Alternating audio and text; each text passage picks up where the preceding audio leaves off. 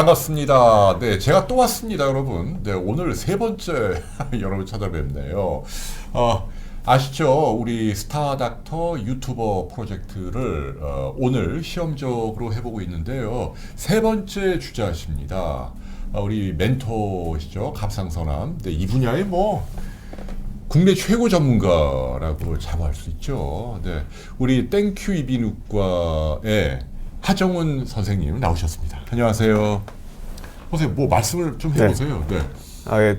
제가 나온 지가 1년 넘은 것 같은데 아직도 많은 분들이 이 비욘디 유튜브를 보고 수술을 받으러 오시더라고요. 그래서 굉장히 임팩트가 큰 프로그램이구나. 네. 그래서 이 닥튜브를 한다는 소식을 듣고 제일 처음 손드는 거 아닙니까 혹시? 아닙니다. 많은 분들이 저희가 너무 고맙죠. 네, 왜냐하면 분야별로 정말 쟁쟁한 분들이 귀한 시간을 내셔서 여러분들하고 소통하기 위해서 오신 거니까요. 저희는 진짜 감사하고, 원래 닥튜버는 이제 1인 방송이 원칙입니다. 그런데 오늘은 제가 우정 출연한 거니까 거무축축한 놈이 여기 옆에 있다고 너무 구박하지 마시고요. 우리 별별발밤님 막 서둘러 오셨나 봐요. 직장에서는 아마 이게 못 들으니까 소리를. 저희 프로그램 이렇게 애정을 갖고 지켜봐 주셔서 감사하고요. 러블리원 님도 여전히 나오셨네요. 두 분 정말 고맙습니다. 유튜브는 이지현 아모레 님이 계시네요. 네, 눈밑 지방 재배치는 저희가 곧 올려드릴게요. 네. 한 1시간 정도 있다가 저희 채널 오시면 보실 수 있습니다. 네, 유튜브 채널이 아직 안 열린 것 같아요. 좀 빨리 좀 채널 확인해 보세요. 자, 네. 이제 선생님 간단히 소개를 해줘. 오늘은 선생님 그러니까 너무 힘이 들어가면 안 돼요. 선생님 뭐 오늘만 나오실 게 아니잖아요. 그래서 오늘은 너무 우리 시청자분들께 막 많은 걸 알려주려고 하지 마시고. 네. 근데 선생님은 서울대병원 교수로 계시다가 뜻한 바 있어서 지금 개원가로 나오셨잖아요. 그 얘기만 우선 잠깐 좀 여쭐게요. 왜 서울대병원 의사라면 누구나 제일 부러워하는 건데 이게 척박하니 개원가로 나오신 계기가 뭐예요? 뭐 여러 가지가 있죠. 여러 가지가 있는데 교수도 굉장히 보람 있고 뭐 많은 일을 해왔던 것 같고요. 근데 또 제가 이제 제가 하는 분야를 보면 또 중간 정도급 병원의 역할이 굉장히 큰데 우리나라에서는 전혀 발달되어 있지 않습니다. 그래서 갑상선암이든 두경부암이든 뭔가 대학병원까지 가기는 거리가 멀고 혹은 마음이 멀고 좀 더 가까이서 좀 더 신속하게 진단해주고 치료해줄 수 있는 중간급 병원들이 제가 알기로는 외국에는 많이 있고 특히 이제 일본 같은 경우에는 갑상선암 갑상선 전문 병원들이 유명한 병원들이 있거든요. 그래서 굉장히 큰 연구 실적을 얻고 그 연구를 바탕으로 우리 현재 갑상선암을 어떻게 치료할 건지에 대한 가이드라인도 그걸 바탕으로 만들었거든요. 그래서 우리나라에도 그런 규모의 병원들이 있으면 좋겠는데 그 시작을 제가 하면 할 수 있지 않을까 뭐 그런 생각을 갖고 감히 나오게 됐습니다. 지금 몇 년 되셨죠? 이제 2년 조금 넘었습니다. 야, 얼마 안 됐네요. 네. 근데 해보시니까 힘들죠. 왜냐하면 서울대병원에 교수로 계실 때는 이제 뭐 연구 진료 이런 것만 하면 되는데 이제 원장님이 되셔갖고 다 챙겨야 되잖아요.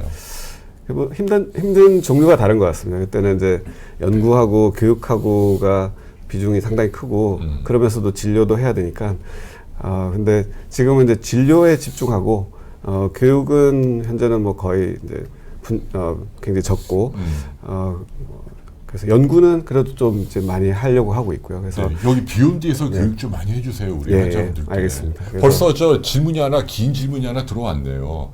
요거 주영진님 질문 나중에 또 따로 해서 좀 선생님 답변하실 수 있게 해드리세요. 요건 바로 해드려야겠다. 20년이 더 됐대요. CT 찍고 수술해야 한다고. 그런데 이게 이게 만져진다는데 턱 밑에 몸을 아프지 않는다는 거는 오히려 아프면 염증일 확률이 높은데요. 아프지 않으면 이제 염증이 아닌 어떤 종양을 의심할 수 있긴 한데 20년 전이랑 크기 변화가 없다고 하면 뭐 별거 아니죠. 그러니까 뭐 임파선일 가능성이 제일 크고요. 그냥 정상 구조물일 수도 있고. 그러니까 만약에 안 좋은 거였으면 20년이나 됐으면 뭐 암은 치료를 해도 5년을 살고 말고를 얘기하는 거니까 네. 20년 동안 변화가 없다고 하니까 별거 아닐 거라고 생각합니다. 네, 걱정하지 마세요. 선생님 이제 아시겠죠? 저렇게 질문이 오면 선생님이 딱 답을 해주셔야 네, 돼요. 알겠습니다. 한번 해보세요. 주영진님 하고 이렇게 딱 네, 주영진님 걱정하지 마시고요. 그렇죠. 네. 이제 그렇게 이제 해주셔야 돼요. 이제 저는 좀 이따 물러갈게요. 네. 그래서 우리 하 선생님은요, 지금 아까 우리 별별밤밤님이 병원 주소도 올려주셨어요. 설릉역 몇 번 출구라고요? 7번 출구에. 그거 어떻게 하셨나 모르겠네. 네. 바로 찾아보셨나 보다. 네, 설릉역 7번 출구에 땡큐 이비인후과. 그게 왜 땡큐인지도 나중에 좀 네, 알려주시고. 지금 소개해 드릴 겁니다. 네. 그래서 선생님께서 이제 앞으로 이제 저희 이 채널에 주기적으로 나오셔서 갑상선 암뿐만 아니라 갑상선의 다른 양성 질환, 또 두경부 외과, 그래서 이제 뭐 침샘, 혀 아니면 목, 네. 성대, 인후 뭐 여기 전부 다 커버하는 맞습니다. 거죠. 네. 그런 이야기 다 해주시는 예, 거죠. 예. 네. 네. 그래서 여러분들 이쪽 분야로 주변에 누구 아픈 분이 있거나 궁금한 거 있으시면 네, 이 시간에 뭐든 물어보시면 네, 답변을 해드리도록 하고 혹시 오늘 방송 중으로 답변을 못한 부분은 선생님 죄송한데 이 댓글이 다 따라 올려가거든요. 네. 선생님 유튜브 채널에. 그러면 혹시 시간 되실 때 네. 우리 비욘디를 통해서 오신 분들은 좀 네. 간단하게라도 답을 좀 달아주시면 알겠습니다. 너무너무 고마울 것 같습니다. 서미경님은 아마 갑상선암으로 요오드 치료를 3번째 받아야 하는데 수치가 안 떨어진다. 사실 몇 번째까지 받아야 하는 게 정해진 건 아닌데요.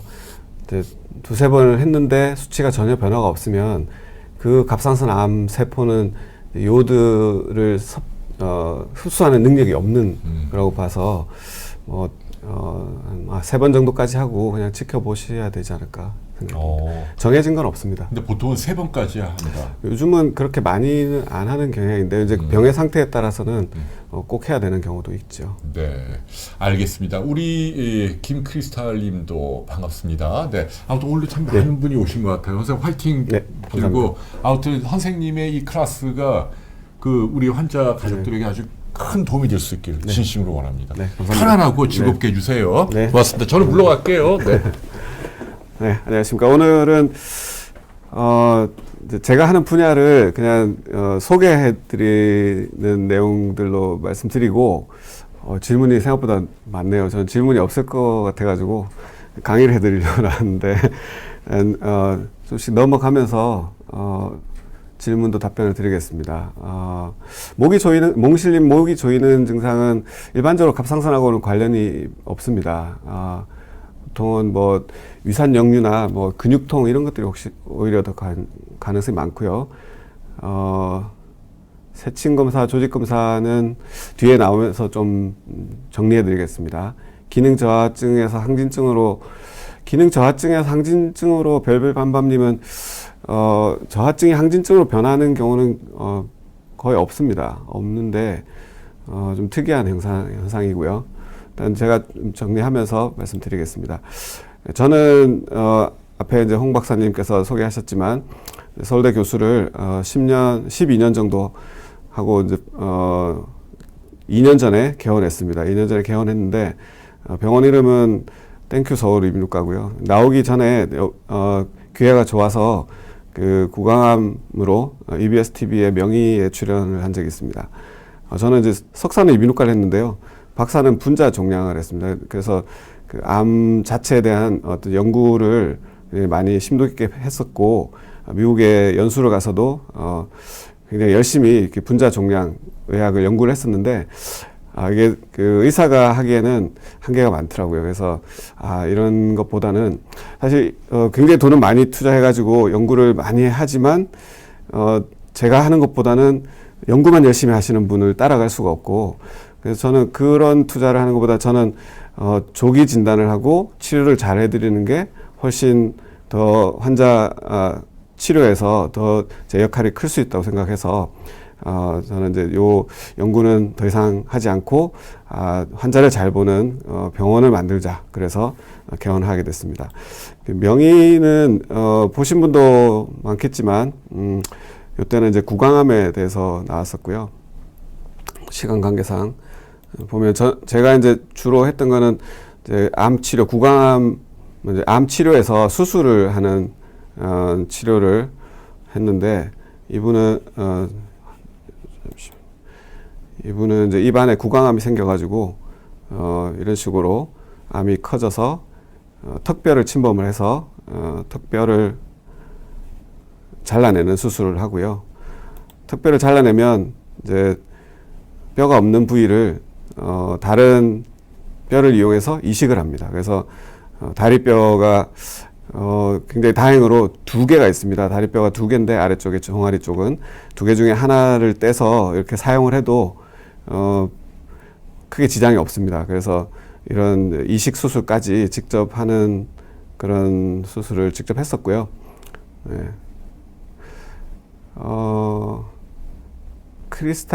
김크리스탈님은 구강암은 바이러스가 원인인가요? 했는데, 바이러스가 원인인 게 요즘 이제 굉장히 유명한 것이 HPV, 자궁경부암을 일으키는 바이러스가 원인인 경우가 있는데, 구강암보다는 이제 구강암은 혀 앞쪽을 이야기하는 거고요. 혀 뒤쪽 부분을 구인두라고 그러는데, 구인두암의 아주 중요한 원인입니다. 굉장히 중요한 원인이고요.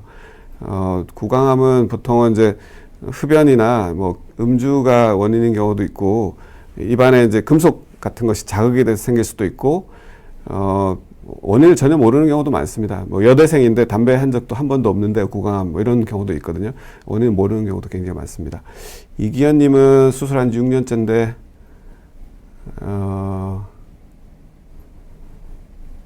수술을 어떤 내용을 하시는지 모르겠는데 전절제인지 반절제인지 잘 모르겠지만 몸 상태에 따라서 이게 보충해주는 약이 일정해도 혈액 검사에서는 좀 차이가 나는 경우가 있습니다. 특히 이제 갑상선이 절반 남아 있는 분들은 그런 경우가 상대적으로 더 많습니다. 이비인후과에서 아래쪽 잠깐만. 네, 일단 명의 사진은 이렇게 넘어가고요. 그래서 이비인후과를 좀 소개를 해드리면, 이비인후과는 전공이 크게 이제 귀, 코, 목으로 나눕니다. 대학병원에 가면 귀를 전문하는 교수, 코 전문하는 교수, 목 전문하는 교수 이렇게 나눠져 있고요. 귀는 뭐 보통 그냥 중이염을 제일 쉽게 아시죠. 중이염하고 잘 안 들리면 보청기 하는 거. 거기다가 어지럼증 중에 귀 속에는 회전을 감각하는 반고리관, 이게 3개 있거든요. 새 반고리관이라고 그러는데, 반고리관에서 회전 감각을 담당합니다. 그래서 어지럼증 중에서 특히 도는 느낌이 드는 경우, 그 경우는 이제 이비인후과에서 전문적으로 치료해야 되는 병일 가능성이 큽니다. 그리고 이제 듣는 신경에서 생기는 종양이 있거나 전혀 못 들어서 이제 요즘은 인공와우 이식 수술을 하죠. 이런 것들. 그리고 귀 외에 기형이 있을 때 수술도 이비인후과에서 귀 담당하시는 교수님들이 하고요. 코는 뭐 비염, 그다음에 축농증이라고 부르는 부비동염 이런 것들이 있고, 코성형도 이비인후과에서 좀 많이 하고 있죠. 양태님이 이비인후과에서 갑상선 수술하면 좋은 점이 무엇인가? 이게 이제 코성형도 이비인후과에서도 하고, 잠시만요. 이비인후과에서도 하고 성형외과에서도 하죠. 그래서 장단점이 있을 것 같습니다. 근데 이 갑상선암 수술은 이비인후과에서 하면 목소리에 좀 더 신경을 쓰지 않나 하는 생각을 하고 있습니다. 그래서 저희는 이제 수술 전에 그 성대를 꼭 관찰하고, 수술 후에도 성대를 관찰해서 이상이 없는지 확인하고, 그 성대에 이상이 보이지 않더라도 목소리가 나빠지는 분들은 목소리 치료를 하면 좋아지거든요. 그래서 좋아지는 경우가 많기 때문에 그 목소리 치료는 미국 이비인후과 학회에서 그 목소리가 변화가 있으면 수술 후 2주에서 2개월 그 사이에 검사를 해서 제대로 치료하는 것이 최종적 결과가 훨씬 좋다고 합니다. 그래서 가이드라인에서 그렇게 늦어도 2개월 내에 치료를 시작하도록 하고 있는데요. 그게 앞서서 좀 더 선제적으로 그 목소리에 대해서 관리하고 치료하기 때문에 그런 면에서는 확실히 유리할 거라고 생각합니다. 그리고 코 하는 교수님들은 이제 코골이 수면무호흡증 이런 거가 이제 저희 이비인후과에서는 주로 코 하시는 분들이 많이 하는데, 실제 코골이는 코에서 고는 게 아니라 대부분은 목젖이라든지 더 아래쪽 혀 뒤쪽이 좁아지면 골 수 있거든요. 그래서 예전에는 이제 수술을 많이 했지만 요즘 올 7월부터는 이 코골이 수면 무호흡증에 대해서 검사하고 치료 중에 이제 양압기라고 하는 치료가 보험이 되기 시작했습니다. 그래서 상당히 많은 분들이 수면 무호흡증을 검사하고 치료를 하고 계시죠. 두개저 종양이라고, 두개저는 이제 머리에 뇌 바닥인데 이게 앞쪽은 주로 코 하시는 분들이 같이 수술을 하게 되고요. 중간이나 옆은 귀 쪽에 가까우면 이제 귀 하시는 분들이 같이 수술을 하게 되고요. 목은 저같이 목 하는 사람들은 이제 갑상선암, 두경부암, 그리고 목소리 치료 그런 것들을 하는데, 두경부암은 굉장히 생소하실 겁니다. 두경부는 머리 두자에 목경자고 부위라는 뜻이고요. 두경부는 영어로 하면 헤드 앤드 넥이고요. 그래서 제가 이제 이게 이비인후과 학회에서 이비인후과가 어떤 일을 하는지 이제 보여주기 위해서 Y 캠페인이라는 걸 했습니다. Y자 비슷한데 귀, 코, 얼굴, 목을 진단하고 수술하는 그런 전문가가 이비인후과가 되고요. 제가 이제 병원 이름이 땡큐인 이유는 제가 병원을 개원하면서 병원 이름을 짓기 위해서 고민을 굉장히 많이 했습니다. 많이 했는데 이게 어느 순간 갑자기 떠올랐습니다. 떠오른 거는 요때 당시에 이제 사드 배치가 한창 뉴스에 많이 나왔었는데, 사드의 영문자를 보고 갑자기 이게 떠올랐습니다. 타이로이드 헤드 앤드 넥이 떠올랐습니다. 이게 갑상선 두경부 외과거든요. 타이로이드 헤드 앤드 넥. 그래서 땡큐, 이거 좋겠다 해서 이제 고민을 하고 찾아보니까 뭐 특별히 나쁜 뜻도 없고, 이게 땡큐가 감사하다는 땡큐에 약으로도 구글에 보면 쓰인다고 되어 있어서 의미도 좋고, 근데 우리말로 부르기는 조금 촌스러울 수 있지만 의미가 굉장히 좋아서 병원 이름을 땡큐 서울이비인후과로 지었습니다. 잠깐 하시모토 LEY님은 네, 갑상선 이제 하시모토 갑상선염에 걸리면 기능 저하증으로 간다는데 걱정이 많으시다고 하는데요. 이게 하시모토 갑상선염은 가장 대표적인 이제 갑상선염증인데, 갑상선에서 생기는 갑상선의 정상적인 세포나 이제 단백질에 대해서 내 몸에서 면역 체계가 이상이 생겨서 거기에 대한 자가 면역 항체가 생기는 겁니다. 자가 면역 항체가 생겨서 갑상선을 파괴시키는 거거든요. 그래서 천천히 이제 저하증이 될 수 있는데, 염증이 있다고 해서 모두 저하증이 되지는 않고요. 그래도 이제 염증이 있으면 1년에 한 번씩은 꼭 검사를 해서, 혈액 검사를 해서 저하증이 되지 않는지 검사를 하고, 저하증이 되면 이제 호르몬이 모자란 상태가 되기 때문에 호르몬을 보충을 해줘야 됩니다. 근데 아직까지는 갑상선 염증 자체는 치료법은 없습니다. 치료법은 없기 때문에 그 상황에 따라서 약물 치료를, 호르몬 치료를 하시면 됩니다. 그리고 주영진님은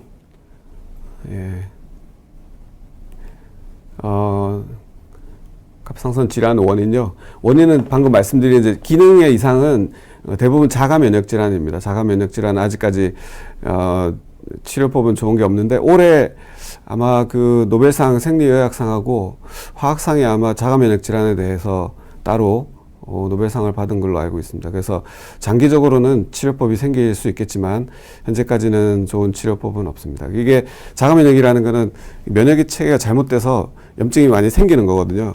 그래서 면역이 일반적으로 뭐 병이 있으면 면역이 저하됐다고 표현을 많이 하시는데, 면역 저하라기보다는 잘못된 것인데, 뭐 저하냐 뭐 높아진 거냐 치면 오히려 높아진 거죠. 그래서 면역 억제제를 쓰면 그런 자가 면역 질환들이 좋아지긴 하지만, 면역을 억제하면 외부에서 들어오는 물질에 대해서 방어작용이 약해지니까 면역을 억제하는 것보다는 이 갑상선은 그냥 염증이 생겨서 기능이 떨어졌을 때 보충해주면 되기 때문에 아직까지는 염증 자체에 대한 치료는 없습니다. 자, 그래서 제가 이제 주로 하는 갑상선 두경부외과를 소개를 좀 간단하게 해드리겠습니다. 갑상선 두경부외과는 주로 이제 종양을 치료하는 분야를 얘기하는데, 코 쪽은 비강암, 부비동암 이런 게 생길 수 있는데 굉장히 드물고요. 입안에는 구강암, 그 다음에 입 안쪽에 3분의 2는 구강이라고 그러고요. 뒤쪽 3분의 1은 인두라고 합니다. 구인두, 그리고 구인두보다 위쪽, 코 뒤쪽은 비인두라고 하고, 아래쪽은 후두가 있는 쪽은 후두인두 혹은 하인두라고 그럽니다. 그래서 그런 부위에 암이 생길 수 있고요. 그리고 뭐 염증들도 생길 수 있죠. 꼭 암이 아니더라도 설염이나 구내염, 뭐 편도염 이런 것들이 생길 수 있죠. 그리고 침샘에도 염증도 생길 수 있지만 암도 생길 수 있고 후두암, 그다음에 성대에는 이제 후두암보다는 후두염은 굉장히 흔하죠. 감기만 걸려도 걸릴 수 있고 그리고 성대 결절, 발성 장애, 성대 마비 이런 것들이 이제 저희가 다루는 분야고 갑상선암도 이비인후과에서 다루는데 이게 그 위치상으로 두경부에 있기 때문에 이비인후과에서 다루는 암이 되고요. 갑상선암은.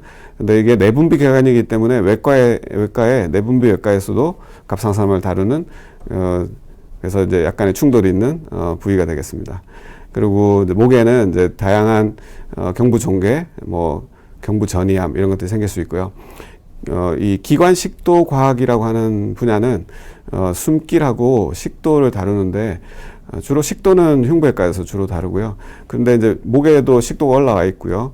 기도도 목에서부터 시작하니까 목에도 있고 흉부외과가 다루는 가슴에도 있습니다. 그래서 특히 이제 목의 분야에서 기도 폐쇄, 숨길이 좁아지는 거를 치료하는 거는 이비인후과에서 많이 하고 있습니다. 근데 이 많은 암들이 다양한 암들이 있는데요. 이 암들은 상당히 드뭅니다. 우리나라에서 그 두경부암은 1년에 한 4,500명 정도 되거든요. 4,500명이면 1년에 암은 전체적으로 20만 명이 좀 넘게 생깁니다. 그러니까 굉장히 비율이 낮죠. 어느 정도 낮으냐면 우리나라의 4,500명 중에서 구강암은 한 1,200명 정도 되는데요. 1,200명이 구강암을 관찰할 만한 의사는 이비인후과 의사하고 치과 의사가 있죠. 치과 의사는 약 2만 명 정도 되는 걸 알고 있고요. 이비인후과 개원인은 약 2,500명, 3,000명 정도 될 겁니다. 그러면 총 2만 몇천 명이 보는데 1년에 1,200명의 환자가 생기니까 10년에 한 명도 구강암을 보기가 어렵죠. 그래서 구강암은 진단이 생각보다는 어려울 수 있습니다. 경험을 하는 의사가 적기 때문에 그렇죠. 그래서 구강암 같은 경우는 뻔히 보고도 진단이 늦게 되는 경우가 종종 있습니다. 종종 있어서 꼭 기억하실 거는 입안에 구내염이라고 생각했는데 3주 이상 낫지 않으면 혹시 구강암이 아닐까 생각하면서 전문가를 찾아보실 필요가 있습니다. 이비인후과 선생님들도 잘 보시는 분도 계시지만 경험을 10년에 한 번도 하기 어렵기 때문에 의심을 하기 쉽지 않습니다. 이게 암일 수도 있다라는 생각을 자주 보면 하는데 자주 보지 않으면 하기가 어려워지거든요. 그래서 뭔가 애매하면 전문가를 찾는 것이 좋습니다. 갑상선 기능, 김정배님은 갑상선 기능 항진증 완치 후에 6, 7년 후에 2년 정도 이 갑상선 기능 항진은 이제 염증으로 생기는데 자가면역 항체 검사를 해서 항체가 있으면 재발 확률이 매우 높습니다. 그래서 그런 경우에는 뭐 추적 관찰은 어차피 1년에 한 번 정도 건강검진 하실 때 갑상선 기능 검사라고 해서 피 검사를 하시면 되거든요. 그렇게 해서 관찰하시는 게 좋습니다. 꼭 하셔야 됩니다. 그리고 레몬님은 갑상선암이 생기기 전에 증상이나 질환은 사실 없습니다. 대부분의 암이 많이 진행하기 전에는 증상이 생기지 않죠. 그래서 갑상선암은 현재는 많은 경우에 이제 초음파 검진을 하면서 발견하고요. 만져서 발견하게 되는 경우는 적어도 1cm 이상 크기이고, 그리고 좀 진행을 해서 위치가 성대신경 가까이 있다고 하면 성대신경 마비가 생겨서 목소리가 변해서 갑상선암 진단을 받게 되는 경우도 있습니다. 근데 거의 대부분은 증상이 늦게 나타나기 때문에 증상으로 갑상선암을 발견하기는 어렵습니다. 그리고 갑상선암 관련돼서는 이제 갑상선암 검진은 일단 갑상선암 검진 말고 갑상선 검진이라고 이제 건강 검진할 때 갑상선 검진을 하면 크게 이제 두 가지 검사를 하죠. 혈액 검사하고 초음파 검사를 합니다. 혈액 검사는 갑상선 기능을 보는 겁니다. 기능을 보는 것은 갑상선 호르몬의 수치를 봐서 호르몬 수치가 몸에 정상적인 범위 내에서 유지되고 있는지 보는 거고요. 갑상선 암을 검사하기 위해서는 초음파 검사를 해야지 알 수 있습니다. 현재까지는 혈액 검사로 암을 검사해서 알아낼 수는 없습니다. 갑상선 암은 그렇습니다. 그래서 종종 갑상선 암 진단받고 오신 분 중에서 혈액 검사 열심히 했는데 왜 못 발견했냐는 이제 그런 얘기를 하시는 분들이 있는데 아직까지는 갑상선 암은 혈액 검사로 확인이 안 되고요. 초음파 검사에서 갑상선은 이제 여기 있고 이분 같은 경우에 이제 침을 삼킬 때 여기 좀 튀어나온 게 혹시 보이는지 모르겠습니다. 이렇게 보이면 이제 갑상선에 혹이 있는 거죠. 이렇게 보인다고 해서 다 암은 아니고요. 이런 혹이 있을 때 약 5% 정도는 암일 수 있습니다. 그래서 혹이 있으면 초음파를 보고 암 의심이 있으면 세포 검사라는 걸 합니다. 세포 검사는 세포를 빼서 검사하는 거고요. 총생금은 세포 검사는 가는 바늘, 새침 검사라고 부르기도 하고, 총생금은 좀 굵은 바늘 쓰는 건데 정식으로 하는 이제 수술 후에 떼내서 하는 조직 검사를 이제 완전 대체할 수는 없습니다. 중간 단계 검사이고요. 근데 그 암의 진단이라는 것은 그 유두암 같은 경우에는 이제 암세포의 모양이 어떤 특별한 모양이 있긴 합니다. 누가 봐도 이거는 유두암의 모양이라고 이제 생각하는 암의 모양이 있긴 한데 갑상선암 환자분이라고 해서 모두 그 암세포 모양이 아주 전형적인 모양을 갖고 있지는 않습니다. 유두암은 암세포들이 배열된 모양이 이렇게 약간 젖꼭지 비슷하게 보인다고 그 유두라고 표현하거든요. 유두 모양을 보이기 때문에 유두암인데 그 갑상선에 혹이 있다고 해서 모두 수술을 해서 그 어떻게 배열됐는지를 볼 수는 없지 않겠습니까? 그래서 수술이 필요한지를 확인하기 위한 검사가 세포 검사이고요. 세포 검사로 세포의 모양을 보면 이게 굉장히 전형적인 모양의 암세포 비슷하게 생겼으면 이 환자는 갑상선 암일 확률이 매우 높다. 그걸 요즘은 이제 카테고리로 나눕니다. 카테고리 1, 2, 3, 4, 5, 6 해서 카테고리 6이면 99% 확률로 암이다. 그런 경우는 그분의 암세포, 암 덩어리는 아주 전형적인 모양의 암세포들로 구성되어 있다고 추정할 수 있는 거죠. 그런데 꼭 그렇지 않은 분들도 있어서 어떤 분들은 아주 전형적이진 않지만 좀 의심되는 정도. 그런 경우는 이제 카테고리 5라고 그래서 약 70% 내지 90% 정도 확률로 암이다.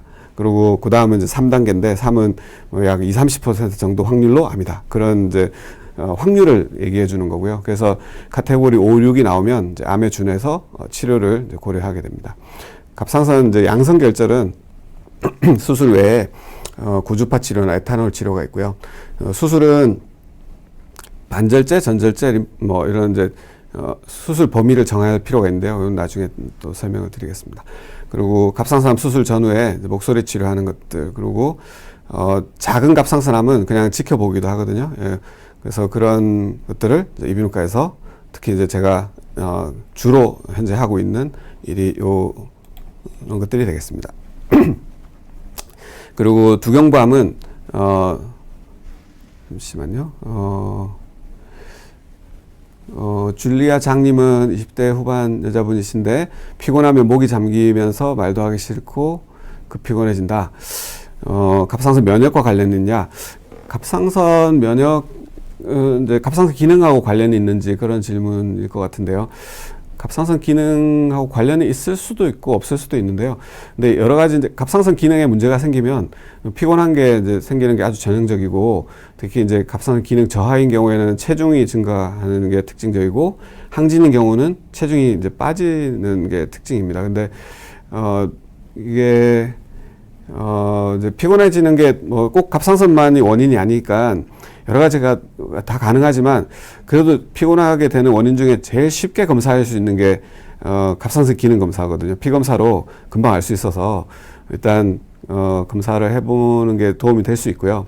목이 잠기는 거는 근데 별로 크게 관계는 없습니다. 근데 피곤하면 목에 이제 발성을 잘못했다든지 저는 이제 위산 역류가 굉장히 중요한 원인이라고 강조하는데 그런 게 생겨서 그럴 수도 있고요.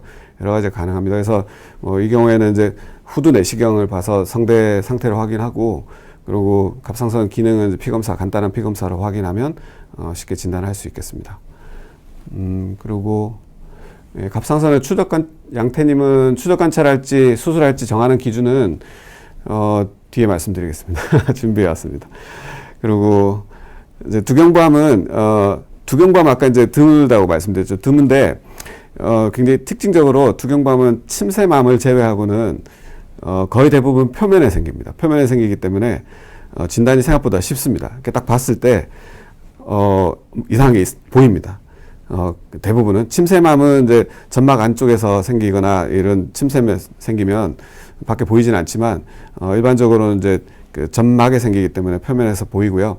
그걸 관찰하기 위해서 후두 내시경이라고 이제 대표적으로 부르는데 이제 후두 내시경 이렇게 몸을 앞으로 기울여서 혀를 쭉 내밀고 보면 안쪽으로 이제 후두하고 인두들을 쭉 잘 관찰할 수 있죠. 그리고 구강암도 그냥 입 벌리고 입안을 보기만 하면 검진이 됩니다. 그래서 검진상으로 뭔가 안 좋은 게 보이면 조직 검사를 할지 말지를 이제 정해야죠. 정해야 되고 근데 집에서 이제 쉽게 알 수 있는 거는 입안에 이렇게 뭐가 보이는데 이게 정상적인 구조물인지 이상이 있는 것인지 알기가 사실 잘 모를 수 있지 않습니까? 그러면 제일 쉽게는 좌우를 비교해 보시면 됩니다. 좌우에 비슷한 게 있으면 별로 이상이 아닐 가능성이 크고요.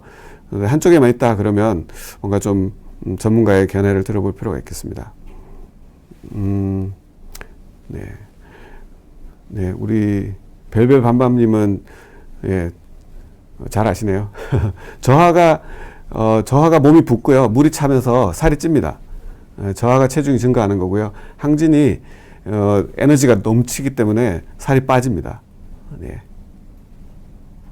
그리고 약 때문은 근데 이제 저하 때 약을 너무 많이 드시면 살이 또 빠지겠죠. 저하 때 호르몬 보충을 너무 많이 하면 항진이 되니까 그럴 수는 있겠습니다. 그 다음에 이제 이 두경부암은 표면에서 보이긴 하는데 요즘 가장 핫 이슈인 그 두경부암이 편도암입니다. 편도암. 아까 잠깐 이제 HPV 말씀드렸는데 이게 HPV가 자궁경부암의 원인이니까 자궁경부암도 일으키고 편도암도 일으키는데 이게 이렇게 전달이 된다는 거는 뭔가 이렇게 떠오르시죠. 이거는 이제 성병의 일종이거든요. 두경부암 중에 편도암은 성병인데 요거는 이제 자궁경부암 같은 경우에는 진단이 비교적 쉬운 걸로 알고 있습니다. 그래서 간단하게 이제 검사해서 HPV 검사도 할 수 있고 검사가 간단한데 편도암은 편도가 입안에 이렇게 입 벌리면 양쪽으로 있는 것뿐만 아니라 이 목 안쪽에는 편도가 굉장히 많습니다. 굉장히 넓게 펼쳐져 있기 때문에 쉽게 검사할 수가 없습니다. 검사할 수가 없어서 현재까지는 좋은 조기 진단 방법은 없고요. 입안을 봐서 편도나 편도가 이제 커져 있거나 뭔가 문제가 있어 보이면 조직 검사할 수 있는데 편도가 부피가 꽤 있기 때문에 이 편도암이 표면에서 생기는 경우보다는 깊은 속에서 생기는 경우가 훨씬 많다고 알려져 있고요. 그 경우에는 입안에서 먼저 발견되는 경우도 있지만 목에서 이 편도암이 전이가 돼서 목으로 나와서 임파선이 커져서 진단되는 경우가 또 굉장히 많습니다. 그래서 두경부암 검진을 좀 더 잘 하려면 내시경도 보고 초음파를 봐서 목에 림프절, 임파선이 커졌는지 어떤 멍울이 없는지 확인할 필요가 있겠죠. 그리고 두경부암은 잠시만요.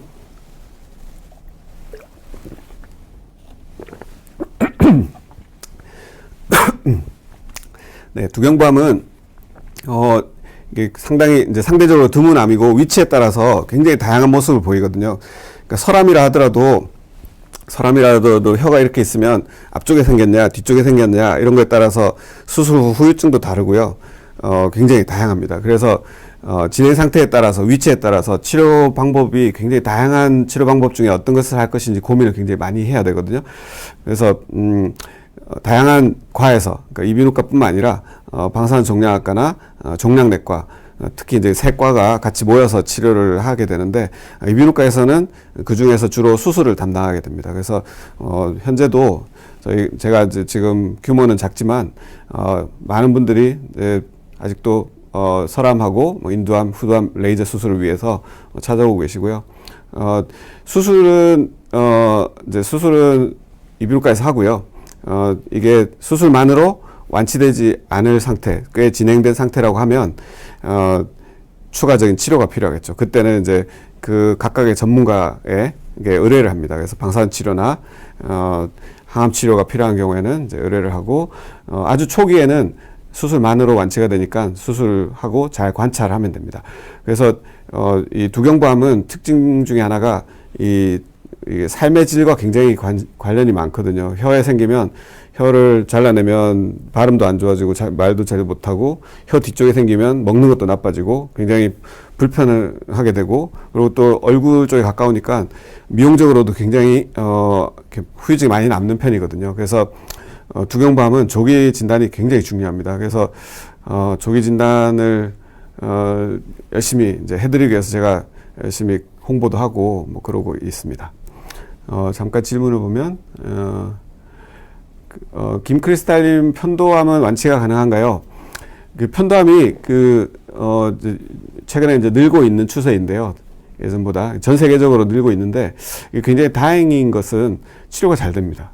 다른 암에 비해서 그게 이제 바이러스에 의해서 생기는 암들이 그 다른 부위도 그렇거든요. 예전에 그 연예인 중에 이제 비인두암 요즘 어떻게 지내신지 잘 모르겠지만 비인두암도 좀 다른 바이러스에 의한 암인데 EBV라는 바이러스에 의한 암입니다. 그 암도 방사선 치료에 되게 잘 됐거든요. 편도암도 그렇습니다. 그래서 편도암은 최근에 이제 병기 1, 2기, 3기, 4기가 기준이 바뀌었는데 작년까지 기준으로 치면 상당히 진행했다고 하는 4기여도 치료 후에 완치율이 85% 정도 됐거든요.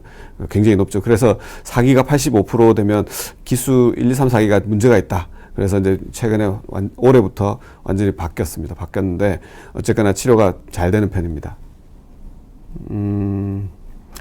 그리고 라이브 나우 뿅뿅님은 세친 검사를 해도 암인지 아닌지 확실히 모르는 경우가 많고 네, 조직 검사를 해야지 암인지 안다는데 다시 그렇죠. 그래서 아까 말씀드린 대로 이제 암인지 진단하는 거는 세포 모양도 보지만 세포가 배열된 모양도 봐야 되고 그리고 주변 조직을 침범하는지 이런 주변도 보고 여러 가지 봐야 되거든요. 근데 수술해서 모두 확인할 수 없기 때문에 세포 검사, 세친 검사를 하는 거고 세포 검사에서는 세포 모양만 보니까 한계가 있죠. 한계가 있지만 아주 전형적인 세포가 많이 나오면 확률이 높게 이제 미리 확인이 되는 거고요.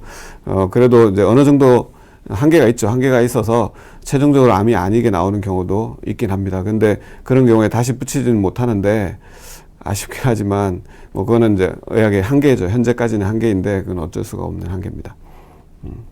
그리고 주영진님은 구강암이 뜨거운 음식, 락스를 이제 사용하는 것, 뭐 그런 것도, 그런 자극들도 확실히 원인이 될 수는 있습니다. 근데 구강암보다는 이제 그 뜨거운 음식이나 이런 것들이 식도암의 가장 중요한 원인 중에 하나라고 알려져 있죠. 그 영수성 식도염은 이제 위산이 올라오는 건데 위산이 올라와도 영향을 줄 거라고 생각하는데 아직까지 확실한 증거는 없는 것 같습니다. 의심은 하고 영향을 줄 것 같긴 합니다. 그리고 강철님은 갑상연골 근처에 혹이 만져지는데요. 피부가 안에 고정된 듯한 무두통의 혹이다. 근데 초음파를 하셨는데 별거 없다고 그러면 혹이 아니겠죠. 연골이 좀 울퉁불퉁할 수도 있고요. 초음파에서 별거 없었으면 초음파에서 뭔가 발견이 돼야지 수술해도 뭔가 발견이 될 것 같습니다. 그래서 이거는 그냥 지켜보시고 혹시 뭐 한 3개월, 6개월 지났는데 이게 커졌다. 그러면 다시 검사를 해서 확인하시면 좋겠습니다. 자, 네. 그리고 그 다음에 이제 목 종양 중에 이제 대표적인 거는 갑상선관 낭종, 뭐 세혈 낭종, 지방종 이런 것들을 이제 수술하고요. 아까 말씀드린 이제 재건 수술은 피판 이식이라고 하는데, 요거는 이제 현재는 이제 제 병원 규모에서는 하기는 좀 어려워서 요거는 안 하고 있습니다.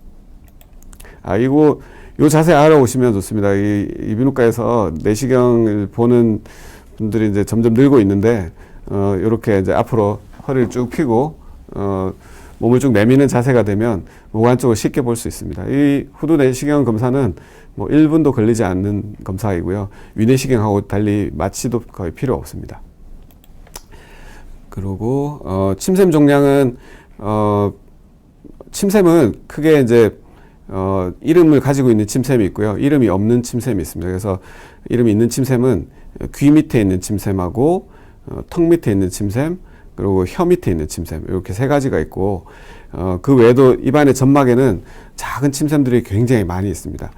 그래서 이런데 이제 종양이 생기는 것을 진단하고 수술하는 게 이제 이비인후과에서 하는 일이고요.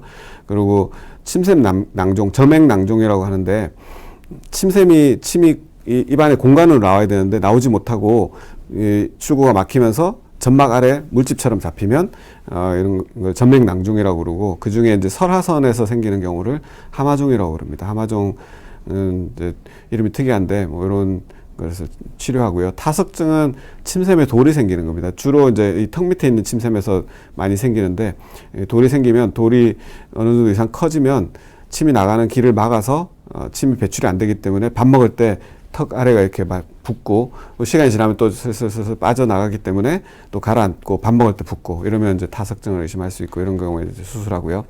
최근에는 이제 침샘 비대 때문에 보톡스 주사를 맞으러 오시는 분들이 많은데, 이거는 이제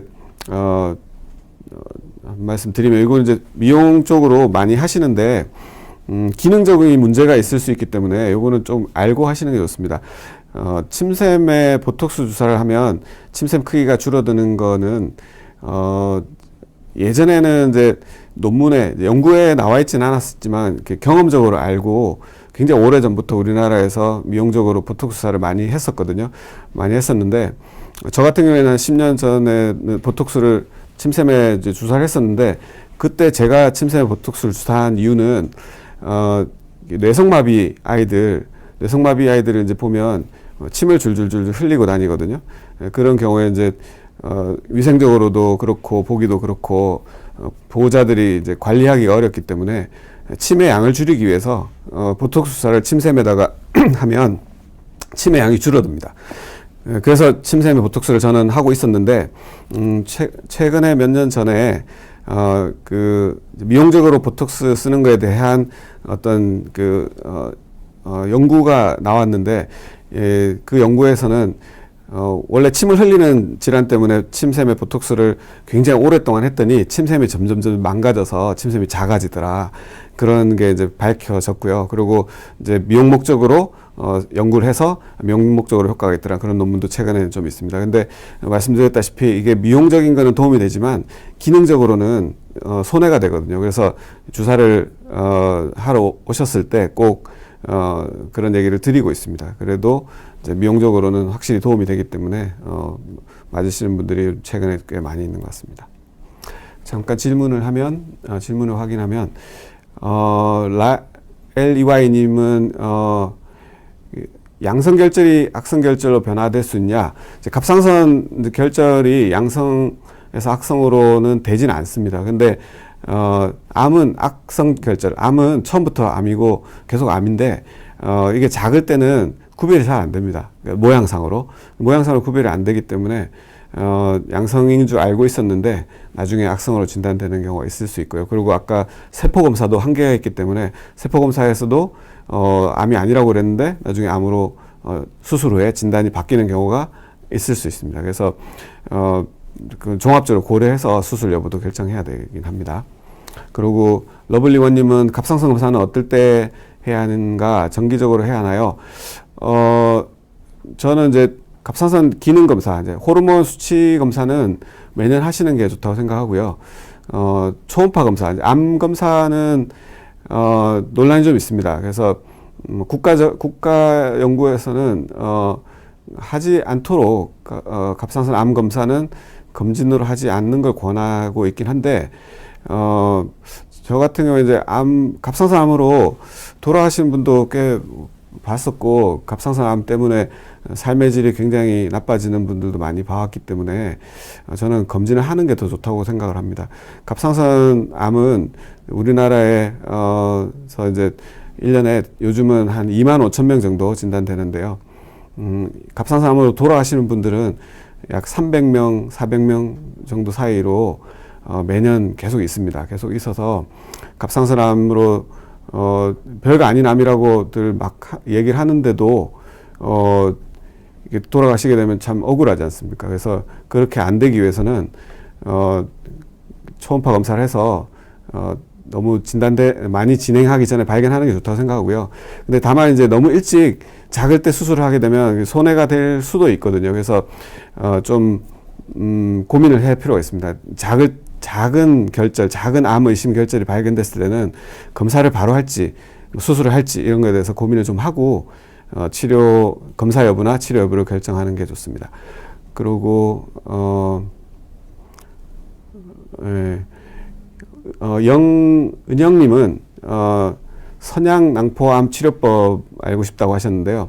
이게 이제 침샘에 생기는 암 중에 굉장히 유명한, 이제 크게 위치에 따라 다른데 첫 번째 흔하거나 두 번째 흔한 암인데 굉장히 특이한 암입니다. 굉장히 특이한 암인데 다른 일반적인 암들은 암이 생기는 거는 처음에 이제 암세포가 하나가 생겨가지고 그게 하나가 안 죽고 2개 되고 4개 되고 8개 되고 이렇게 계속 늘어나면서 커지고 여기 한 1cm, 지름 1cm 정도 되려면 세포 숫자로 치면 10억 개 정도 세포가 모여야 되거든요. 근데 이제 그렇게 점점 커져 나가다가 어느 순간인가 이제 전이라는 걸 합니다. 전이 퍼져 나가는 거. 그 위치보다 이제 다른 부위로 가는 걸 전이라고 합니다. 전이가 생길 때는 세포가 뭐 한두 개씩 떨어져 나가서 생기는데, 일반적으로는 임파관을 타고 전이가 되기 때문에 바로 근처에 있는 임파선이 커지고 모양이 바뀌고 거기서 또 자란 다음에 그 다음 단계로 이렇게 퍼져 나가는 경우가 흔한데 저 선양낭포암은 좀 특이하게 아주 초기에 혈관을 타고 전이를 하는 걸 이렇게 알려져 있습니다. 그래서 선양낭포암은 굉장히 작아도 굉장히 오랫동안 관찰하면 폐 전이를 발견하는 경우가 꽤 흔하게 있습니다. 다른 암에 비해서 폐 전이가 좀 많고요. 근데 또 특이한 것 중에 하나는 다른 암에 비해서 방사선 치료가 잘 됐습니다. 그래서 제가 이제 서울대병원에 있을 때 그 다른 이제 방사선 정형외과 교수님과 같이 논문을 쓴 적이 있었는데, 혀 안쪽에 굉장히 큰 선양낭포암이 생겼을 때 수술을 하게 되면 혈액 전체를 다 떼야 되거든요. 그러면 아무리 재건을 잘해도 먹는 게 굉장히 어렵습니다. 그래서 그 경우에 이제 방사선 치료만으로 일단 혀에 있는 것은 완전히 없어진 환자가 여러 명 있었습니다. 그렇지만 그분들도 장기적으로 보면 이제 폐전이가 생기면, 폐전이는 아직까지 치료법이 없기 때문에 그런 게 생기면 이제 좀 결과가 좋지 않죠. 네, 그렇습니다. 그리고 네, 러블리원님은 네, 네, 선릉역 7번 출구로 오시면 됩니다. 감사합니다. 네. 후두 질환은 이제 목소리를 이제 제일 기본적인 목소리 질환을 말씀드리는 거고, 목소리가 이상이 있으면 많은 이제 그 갑상선 하시는 분들 병원들이 많아서 목소리가 이상이 있으면 갑상선암 검사를 해야 된다, 그렇게 이제 홍보를 하시는 분들이 상당히 많이 있는데, 갑상선암이 진행하면 목소리 변화가 생길 수는 있는데 그 경우는 갑상선암이 진행을 해서 성대 신경을 침범해서 성대 마비가 생겼을 때 목소리 변화가 생기거든요. 그러니까 굉장히 한참 진행한 상태이고, 그 경우에도 성대 마비가 생기니까 후두 내시경으로 먼저 성대 마비를 관찰하는 게 순서입니다. 그래서 목소리가 안 좋으면 갑상선 초음파를 할 게 아니라 후두 내시경을 봐야 됩니다. 후두 내시경을 보고 후두 내시경에서 마비 소견이 있으면 성대마비 소견이 있으면 여자분들은 갑상선암이 상당히 흔하고요. 남자분들은 폐암인 경우가 많습니다. 그래서 폐암이나 갑상선암이 아닌지를 검사를 꼭 해야 됩니다. 근데 이제 이런 경우 보면 목소리는 굉장히 안 좋지만 성대에 하얀 게 성대거든요. 성대에 아주 작은 혹이 튀어나와 있죠. 이런 게 폴립이라고 부르는데 이런 게 있어도 목소리가 굉장히 안 좋아지거든요. 오히려 성대마비는 굉장히 드문 편이고요. 뭐 성대 결절이나 성대 폴립, 낭종 이런 것들이 훨씬 많고요. 그래서 검사를 할 때는 후두 내시경으로 보고 목소리 자체를 검사하는 방법이 있습니다. 검사를 하고 그리고 성대 미세 진동이라고 그래서 성대가 진동하는 모습을 잘 볼 수 있게 하는 검사가 있습니다. 그걸 보면 좀 더 정확하게 목소리 이상의 원인을 찾을 수 있고요. 그런 경우에 이제 수술이 필요한 경우는 수술을 하지만 수술이 필요하지 않은 목소리 질환들도 굉장히 많거든요. 그래서 그런 경우에 이제 음성 치료라고 해서 목소리 치료하는 것이 도움이 될 수 있습니다. 그리고 성대 주입술은 필러를 성대에 주입하는 게 있습니다. 필러 혹시 맞아보신 분이 있는지 모르겠지만 이제 얼굴에 이제 미용적으로 많이 하는데 갑상선암 수술하고 나면 혹은 이제 갑상선 수술 전에 성대마비가 생겼을 때 성대가 안 움직이는데 벌어져 있을 때 이렇게 움직여야 되는데 닫혀 있으면 별로 불편하지 않지만 벌어져 있으면 이게 닫히지 않아서 목소리가 안 나오거든요. 이런 경우에 여기다 필러 주사를 해가지고 이렇게 해주면 목소리가 좋아집니다. 그래서 올 초에 엄정화 씨 TV에 나오셔가지고 엄정화 씨가 한 7년 전인가 갑상선암 수술을 하셨죠. 근데 갑상선 수술 후에 로봇 수술하고 영구마비가 생겼습니다. 영구마비가 생겨서 이 필러 주사를 굉장히 오랫동안 받았습니다. 그 이야기는 개인정보이긴 하지만 TV에 나와서 말씀하셨기 때문에 그 치료는 이제 저 말고 서울대병원에 있을 때 다른 교수님이 하셨는데 굉장히 고생 많이 하셨고 그래서 그 치료를 오랫동안 하고 다시 음반을 내셨죠. 되게 고생을 많이 하신 걸 제가 옆에서 듣고 해서 참 감동적인 그런 스토리였습니다. 그래서 그렇게 할 수도 있고 그런 치료가 있고요. 보톡스도 또 성대에 맞을 수 있습니다. 보톡스를 성대에 맞는 거는 이 성대가 너무 긴장을 많이 해가지고 목소리가 잘 안 나올 때 이런 때 성대에다가 보톡스 맞아가지고 힘을 쫙 빼주면 목소리가 좋아집니다. 그런 치료가 있고요. 그리고 스테로이드를 성대에다 주사하는 치료도 요즘 새롭게 도입된 치료인데 많이 이제 쓰이고 있고요. 수술은 예전에 이제 성대결절이라고 많은 분들이 아는데 성대결절은 요즘은 이제 수술을 먼저 하진 않습니다. 여기 예를 들어놓긴 했지만 이제 폴립이라든가 이런 걸 수술하는 거고요. 요거는 폴립인데 요거는 보기에도 뭔가 큼직하고 모양이 이상하죠. 요 경우에는 이제 후두암이고 후두암인지는 조직 검사를 해야 되지만 모양만 봐도 암이 의심이 되는 소견이고 이런 경우에는 이제 여기 부위는 조직 검사를 전신 마취를 해야 되거든요. 전신 마취로 조직 검사 겸 레이저 수술을 하면 요 정도 되면 레이저 수술만으로 95% 이상 완치는 됩니다. 그리고 기도 협착은 아까 잠깐 말씀드렸는데 이제 요 성대 위치 혹은 성대보다 아래쪽 요 정도 위치에서 기도 협착이 생기면 기도 협착이라는 건 성대가 성대 아래쪽 기도가 좁아지는 건데 좁아지는 경우에는 이제 기도 재건 수술합니다. 그래서 저는 이제 제가 대학 병원에서 있다가 개원하면서 제일 아쉬웠던 게 사실 요 수술을 안 하기도 하고 못 하기도 하면서 되게 아쉬웠습니다. 제가 이게 주로 이제 애들한테 생기는데요. 애들 이제 갓 태어나서 기형적으로 기도가 좁아서 문제가 되는 애들을 이제 적당한 시점에 치료를 잘 해주는 되는데 이게 치료가 굉장히 어렵습니다. 수술이 굉장히 어려워가지고 여러 가지 치료 방법이 있는데 여러 가지 치료 방법이 있다는 것 자체도 뭔가 하나가 아주 완벽하게 좋은 방법이 없다는 거 비슷한 거거든요. 그래서 다양한 방법으로 치료를 이렇게 해왔는데 이 수술을 제가 굉장히 성의껏 많이 했었는데 못하게 돼서 참 아쉽고 그 분들이 아직도 가끔씩 병원에 찾아오셔서 이제 자문을 구하고 가시는 게 참 보낼 때 참 아쉽고 그렇습니다. 참 아쉽고 그렇습니다.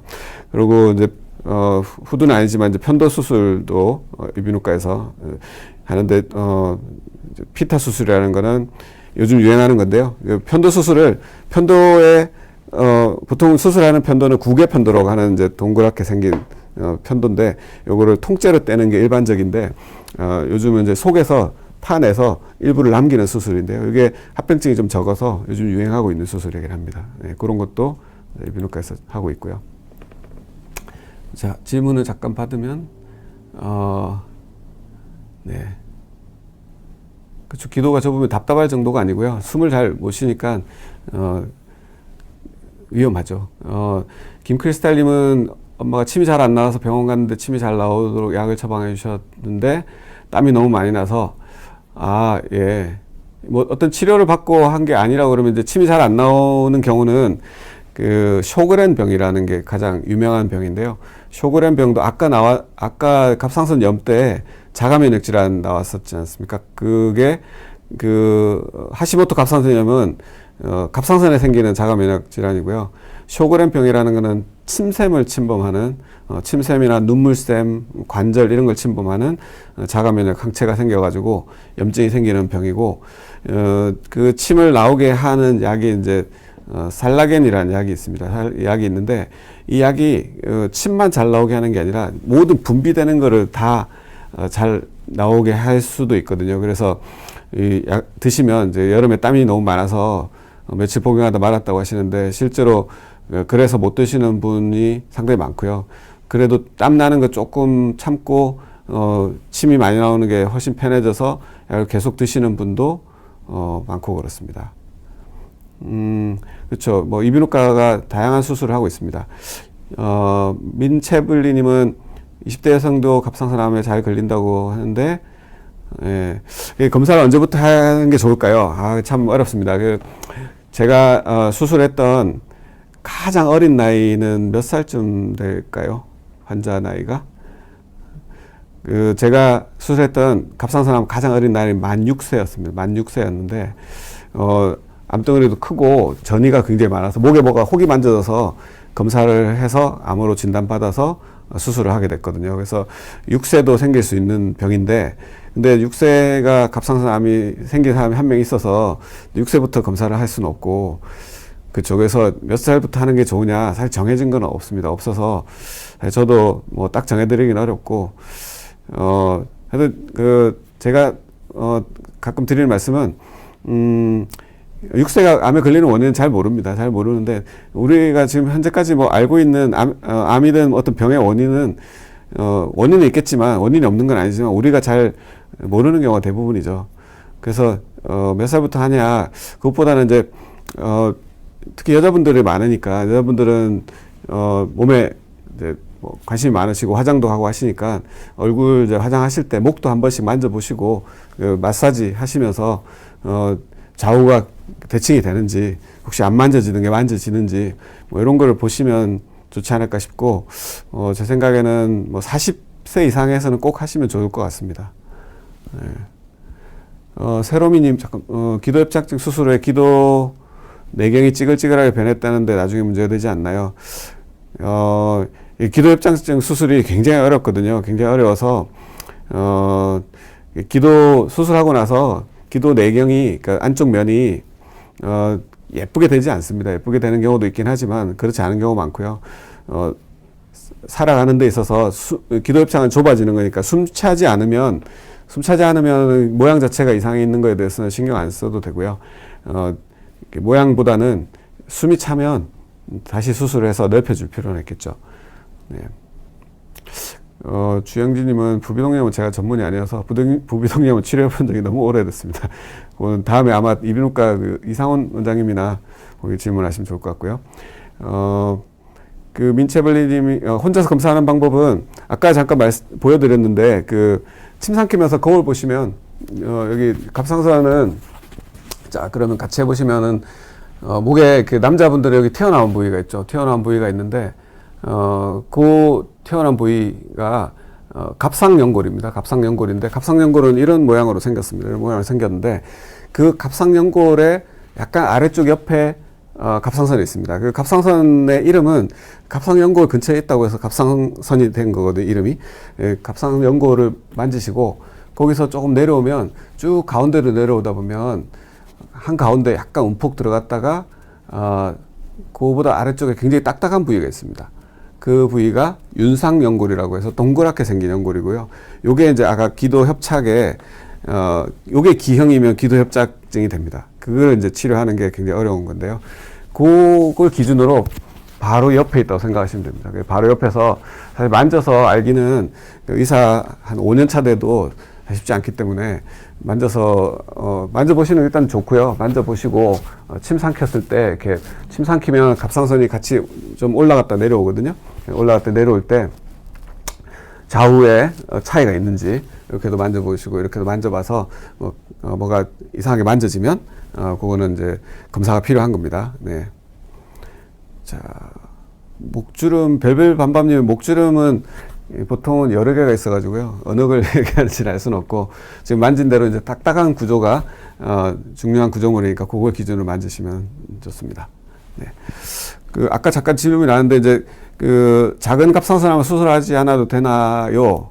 요게 이제, 굉장히 큰 이슈고, 아직까지 정답은 없습니다. 정답은 없는데, 제가, 재작년에, 그 전에 2015년에 미국 갑상선학회 가이드라인이라는 게 이제 발표가 됐는데 그 전에는 전 세계적으로 아주 일부 가이드라인을 제외하고는 갑상선암의 치료 기준이 5mm 이상의 암을 치료하는 거였습니다. 물론 이제 전이가 있거나 주변 침범이 있거나 해서 뭔가 문제가 있으면 크기와 관계없이 치료하지만 그런 게 없을 때는 5mm 이상을 치료하는 걸 했었고, 근데 그렇게 하다 보니까 이제 초음파가 기술이 발전해서 많이 볼 수 있게 되니까 이게 환자가 엄청나게 많이 기하급수적으로 늘었죠. 그래서 이 경우에 꼭 수술하지 않아도 될 것 같다는 느낌들이 이제 생기기 시작해서 이 과잉 진단, 과잉 치료 그런 말들이 생겼죠. 그래서 전 세계적으로 미국뿐만 아니라 일본,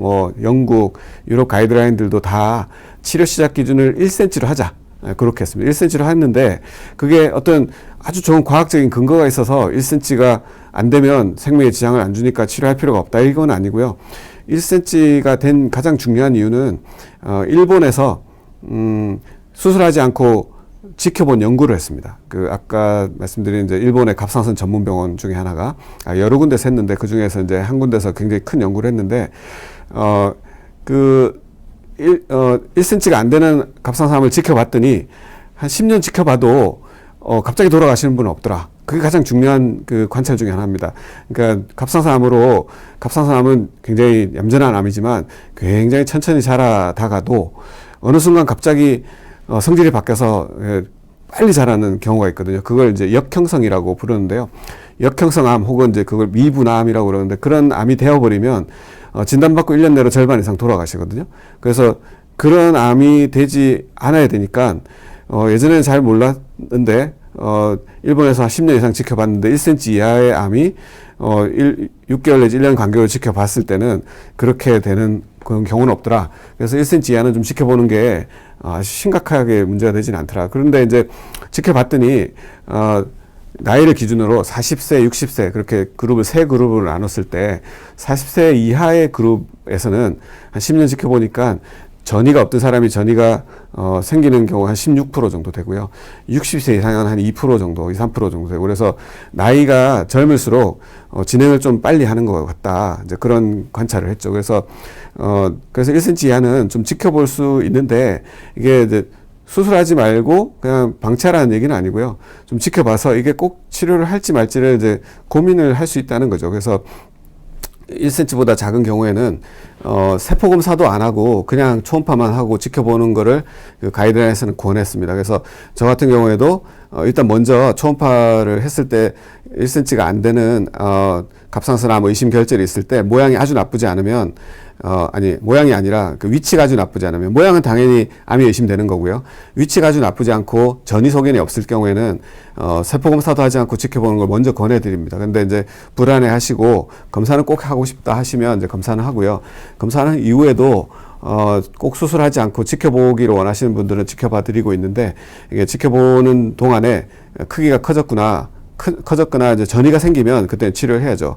그런데 이제 크기가 작은 암일 때 진행 소견, 이제 전이 소견이나 주변 침범이 없으면 만약에 수술을 하면 갑상선의 절반을 제거하면 됩니다. 그래서 근데 수술 안 하고 지켜봤을 때 장점은 이 몸에 이제 이 갑상선암은 갑상선이 이렇게 크게 두 덩어리로 나눠져 있는데요. 암이 생기면 암덩어리만 딱 떼내진 않고 절반을 제거하는 게 표준 치료입니다. 그게 여러모로 장점이 많기 때문에 절반을 제거하거나 만약에 진행 소견이 있으면 전체를 제거하는데요. 반절제를 하게 되면 약 15% 확률로 평생 호르몬을 복용하셔야 될 수 있거든요. 그런 게 좀 불편할 수 있습니다. 어딘가에 이제 목에 상처가 생기거나 뭐 내시경이나 로봇을 하더라도 어딘가에는 상처가 생기는데 그런 것도 불편할 수 있고요. 근데 수술을 안 하면 갑상선 기능에 문제가 없이 유지가 되니까 그런 면에서 삶의 질에는 도움이 되고요. 근데 갑상선 암이 작을 때 조기 수술을 권하시는 분들도 아직도 많이 있습니다. 조기 수술을 하면 걱정할 게 없어지니까 전이 되고 진행해서 이제 아주 드물다고 하지만 사망까지 가는 비율이 더 줄어들 거니까 조기 치료를 권하시는 분이 아직도 많이 있습니다. 많이 있고 호르몬을 먹게 되는 거가 사실 아주 심각한 불편은 아닐 수도 있기 때문에 그래서 아직도 이렇게 논란이 많이 있습니다. 많이 있어서 여러 가지 이제 고려해 보시고 어떤 걸 할지는 환자분이 직접 선택하시는 게 맞다고 생각합니다. 우리 이수민님하고 주영진님 선물 주셔서 감사합니다. 구강암은 막연히 두려워하실 필요는 없고요. 구강암은 관심만 좀 있으면 조기 진단 가능하고요. 조기 진단하면 간단한 수술로 완치될 확률도 매우 높습니다. 네. 그리고 윤영민님은 갑상선에 염증이 있다고 해서 셀레늄을 드시고 있다고 했는데요. 염증을 놔두면 암이 되는가? 염증은 치료법이 아직까지는 없고요. 셀레늄은 먹는 게 이제 도움이 된다는 논문들도 있긴 한데 염증을 줄여주는 것보다는 셀레늄은 갑상선 호르몬이 몸에 여러 가지 형태로 있습니다. 형태로 있는데 주로 이제 혈액 속에서는 이제 T4라는 형태로 있고요. 근데 몸에서 실제로 작동을 할 때는 T3이라는 형태로 변화가 되어야 됩니다. 몸에서 자동으로 바꿔주는데 그 바꿔주는 그런 효소라고 그러는데 효소에서 가장 중요한 미네랄이 셀레늄입니다. 그래서 셀레늄이 매우 부족하면 몸에서 T4가 T3로 바뀌어지는 게 제한이 되기 때문에 기능이 문제가 생길 수 있습니다. 그래서 T3가 매우 낮은 분들한테는 저는 이제 셀레늄 복용을 권해드리긴 하는데 염증을 줄여주는 건 아니고요. 염증이 이제 암으로 발전할 수 있다는 논문들이 있긴 합니다만 또 염증이 있는 분들이 암이 생겨도 예후는 더 좋다는 논문도 있습니다. 그래서 그걸 걱정하실 필요는 없고 이제 염증이 확실하게 있는 분들은 1년에 한 번 정도씩 초음파 검사하시면 됩니다. 그리고 별별밤밤님은 갑상선 유전은 갑상선암 중에서 갑상선암 크게 4가지가 이제 있죠. 유두암, 여포암, 수질암, 미분암, 요건 역형성암이라고 부를 수 있는데 그 중에서 수질암이라고 하는 게 유전이 확실히 되고요. 수질암은 진단이 되면 이게 유전성이 있는지를 검사를 꼭 해서 확실하게 유전성이 확인이 되면 자녀들도 갑상선암이 생기기 전에 갑상선을 떼내기도 합니다. 근데 그 수질암은 우리나라에서는 굉장히 드뭅니다. 그 다음에 또 이산희님은 부갑상선 혹이 있어서, 혈액검사요. 부갑상선에 혹이 생기면, 혈액검사를 합니다. 이유는 부갑상선의 혹은, 낭종이나 이제 양성인 경우가 거의 대부분이고요. 악성은 있긴 한데 굉장히 드물거든요. 근데 이제 양성인 덩어리진 혹이거나 부갑상선 낭종을 치료하는 기준은 증상이 있을 때 합니다. 그래서 증상은 부갑상선 호르몬이 과다 분비되면 몸의 혈중에 칼슘 수치가 높아져서 문제가 되거든요. 그걸 검사해서 이상이 있으면 그 혹을 제거하고요. 그렇지 않으면 꼭 제거할 필요는 없기 때문에 혈액 검사를 하는데 6개월 주기로 저는 꼭 혈액 검사를 하진 않고 진단 받을 때는 이제 검사를 하고요. 저 같은 경우에는 그냥 1년에 한 번씩 초음파에서 모양 변화가 있는지는 관찰을 하는 게 꼭 필요하다고 생각합니다. 네. 그리고 주영진님은 설암으로 고생하시다가 돌아가신 분을 보셔서 근데 심목소리가 오래된다고 해서 암이 되진 않고요. 암은 처음부터 암입니다. 처음부터 암이고 결절이 암이 되지도 않습니다. 암은 처음부터 암인데 암인지 아닌지를 이제 확인을 해야 되겠죠. 그래서 목소리는 아까 이제 구내염은 그 우리나라 그 두경보험 가이드라인에서 3주 이상 되면 조직 검사가 필요한 상황이 아닌지를 확인하라고 했고요. 후두암 쪽은 목소리 변화가 6주 이상 지속되면 한번 확인해 보라고 합니다. 그런데 이제 후두암은 담배가 제일 중요한 원인이거든요. 그래서 흡연을 전혀 하지 않으시는 분들은 쉰 목소리 때 후두암을 먼저 생각하실 이유가 전혀 없고요. 뭐 후두염이나 성대 결절이나 뭐 성대 폴립 이런 것들이 뭐 거의 대부분이니까 어쨌거나 이제 한 달이 지났는데 목소리가 예전 같지 않고 좋아지지 않으면 아까 보여드렸던 후두 내시경 이렇게 내밀어서 입안으로 확인하는 간단한 후두 내시경을 하면 쉽게 진단할 수 있습니다. 쉽게 진단할 수 있으니까 확인하시고 흡연하시는 분들은 꼭 목소리 변화가 없더라도 후두암이 생길 수 있으니까 1년에 한 번씩은 꼭 후두 내시경을 하시는 게 좋습니다. 이 후두가 여기 이제 후두인데 후두는 성대를 기준으로 성대보다 위쪽 성대 아래쪽 세 군데를 나누는데요. 이 목소리 변화가 생겨서 진단이 비교적 일찍 되는 후두암은 성대에 생긴 후두암이거든요. 성대 이외의 부위에 생긴 후두암은 목소리 변화가 나타나는 게 한참 지나서 생깁니다. 그래서 근데 이 성대에 생기는 후두암이 전체 후두암의 약 65% 정도 되니까 그거는 일찍 진단하더라도 나머지 35%는 진단이 늦어지겠죠. 목소리 변화만 가지고 후두암을 진단한다면. 그래서 목소리가 괜찮더라도 담배 하시는 분들은, 흡연하시는 분들은 1년에 한 번씩 꼭 후두 내시경을 하시는 게 바람직합니다. 그리고 시간이 좀 지나서요. 뭐 수술은 이제 수술 얘기는 좀 복잡해서 따로 시간 내서 말씀드리고요. 마무리로 암 검진은 아까 말씀드렸고 그렇습니다. 그래서 잠깐 답변을 안 해드린 게 크리스틴 박님은 반갑습니다. 진료를 보셨다네요. 네. 내시경 간단하죠. 근데 내시경이라고 하면 위내시경을 생각해가지고 후두 내시경에 대해서 전혀 생각도 못 하시고 하고 나면 너무 허무해 하시긴 합니다. 굉장히 간단한 검사입니다. 이비인후과에서 이제 요즘 예전에 보다 많은 이비인후과 선생님들이 좀 적극적으로 하려고 하고 있습니다. 네. 그래서 다음번 예고를 좀 드리면 이제 제가 매달 세 번째 수요일 날 6시 반부터 7시 반까지 1시간 정도 시간 내서 실시간으로 이렇게 질문 받으면서 제가 하는 분야 갑상선 두경부외과 분야를 알려드리려고 합니다. 그래서 다음 방송은 1월 16일 수요일 날 6시 반부터 1시간 동안 예정이고요. 다음번은 제가 제일 많이 하는 게 현재는 갑상선암 수술입니다. 갑상선암 수술을 제가 계산해 보니까 올해 약 250 케이스 했습니다. 250 케이스 했는데 250 케이스면 얼마나 한 거냐면 우리나라의 갑상선암 수술이 1년에 25,000 케이스 정도 됩니다. 그러니까 전국의 케이스를 1% 정도 했습니다. 뭐 적을 수도 있고 많을 수도 있는데 제가 생각하기에는 제가 생각했던 목표를 달성한 것 같고요. 그래서 내년에는 이제 2%를 목표로 열심히 이제 수술을 할 예정인데 그 갑상선암 수술하고 그리고 마취에 대해서 제가 이제 환자 동의서를 받는 양식이 있는데 그 내용을 좀 설명을 드리면 수술 준비 생각하시는 분들 도움이 많이 될 것 같습니다. 그래서 수술과 마취에 대해서 말씀드릴 거고 이때는 저희 병원에 마취과 담당하고 계시는 이수영 원장님이 같이 출연해서 말씀을 나눌 예정입니다. 오늘 참여해 주신 여러분들 감사드리고요. 다음번까지 안녕히 계시고 오늘 반가웠습니다. 감사합니다.